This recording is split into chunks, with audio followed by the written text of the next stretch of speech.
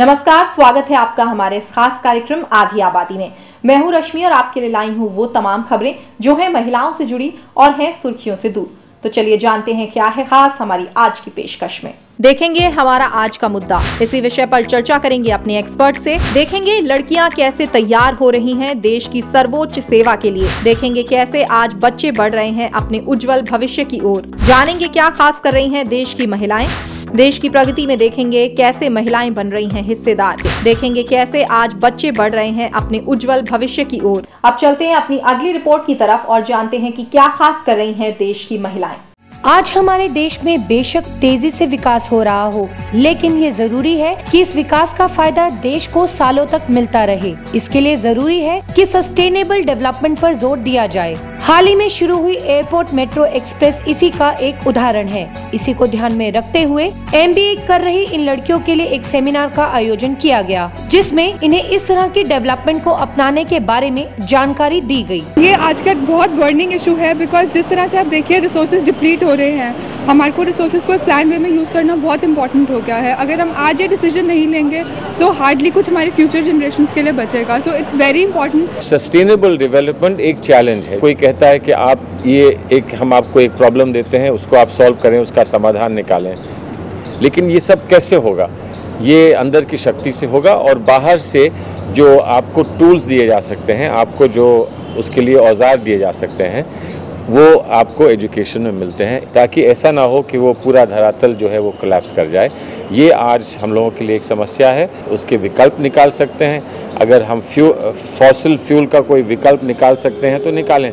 Clean energy का जो concept है वो आ रहा है। आजकल चल रहा है ग्लोबल वार्मिंग वगैरह, उसको कंट्रोल करने के लिए हमें देखना पड़ता है कि फ्यूचर जनरेशन को कंसिडर करते हुए हमारी इंडिया वो प्रोग्रेस करती जाए, वो डेवलप करती जाए। तो हमें स्टेप्स लेने चाहिए कि कैसे कंट्रोल किया जा सके, ताकि जो रिसोर्स है, लिमिटेड रिसोर्सेज है, वो प्रॉपरली यूज भी हो और इंडिया की तरक्की भी हो सके। प्रोग्राम में भारत के केंद्रीय जल संसाधन मंत्री सलमान खुर्शीद के साथ 14 देशों के प्रतिनिधियों ने शिरकत की, जिन्होंने इन लड़कियों को ग्लोबल वार्मिंग, नेचुरल रिसोर्स का सही इस्तेमाल, एनर्जी सेविंग जैसे कई मुद्दों पर जानकारी दी। साथ ही स्टूडेंट्स को इनसे होने वाली परेशानियों और देश को होने वाले नुकसान से भी अवेयर करवाया। सस्टेनेबल डेवलपमेंट का मतलब है कि development to meet present needs of present generation and to ensure that the next generation is able to meet their needs.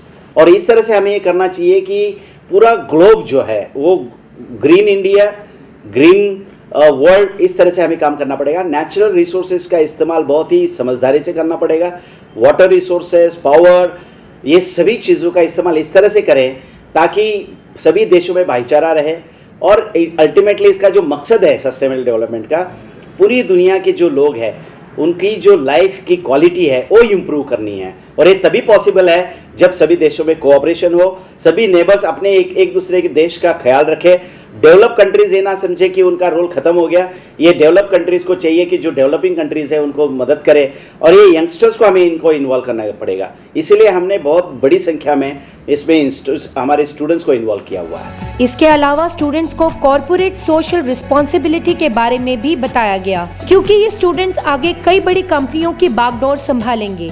ऐसे में कॉर्पोरेट के साथ साथ देश के विकास की जिम्मेदारी भी इन्हीं को संभालनी होगी। इसलिए इस तरह के सेमिनार से स्टूडेंट्स इन सब चीजों के बारे में जान पाते हैं और साथ ही इससे इनमें टीम स्पिरिट की भावना भी जागृत होती है। This is the interface or the platform where students get to know the viewpoints of different people from various countries. People need to decide whether development means affluence और whether development means peace, prosperity and happiness. अगर organizations corporate social responsibility अपनी करेंगे, अगर वो they are going to do it properly, तो obviously society के लिए तो in any case beneficial है ही। अगर हम society को कुछ benefits देंगे तभी आगे का कुछ हो सकता है। आज हम जिन संसाधनों का प्रयोग कर रहे हैं वो हमारे पूर्वजों की समझदारी का नतीजा है। ऐसे में अब हमारी भी ये नैतिक जिम्मेदारी है कि हम भी अपने आने वाली पीढ़ी के फ्यूचर को ध्यान में रखते हुए इन संसाधनों का प्रयोग करें और इस तरह की सस्टेनेबल डेवलपमेंट को बढ़ावा दे, जो हमारे फ्यूचर में तो काम आए ही, साथ ही जिससे देश की संपत्ति भी बरकरार रहे।